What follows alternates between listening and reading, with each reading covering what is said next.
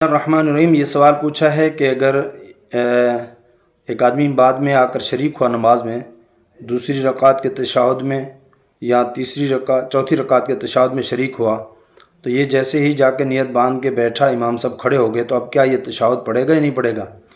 دیکھیں، یہ بہت سارے لوگ ہیں جو امام صاحب جب تشہد پڑھنے کے بعد کھڑے ہوتے ہیں تیسری رکعت کے لیے یا چوتھی رکعت کے بعد جیسے یہ بیٹھتے ہیں، جا کر وہ سلام پھیرتے ہیں تو لوگ فوراً کھڑے ہو جاتے ہیں. تو یہ فوراً کھڑا ہونا ان کا مکروہ ہے، بلکہ کیا کریں گے، پہلے تشہد اپنا پڑھیں گے پورا کر کے، پھر اٹھیں گے تیسری یا چوتھی رکعت کے لیے.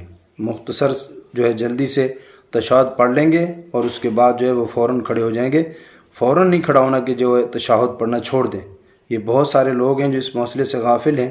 جب امام صاحب سلام پھیرتے ہیں تو یہ فوراً کھڑے ہو جاتے ہیں، اگرچہ انہوں نے تشہد نہ پڑھا ہو. یہ امام صاحب تیسری رکعت کے لیے کھڑے ہوتے ہیں تو یہ بھی کھڑے ہو جاتے ہیں، تشہد کو چھوڑ دیتے ہیں. تشہد نہیں چھوڑنا.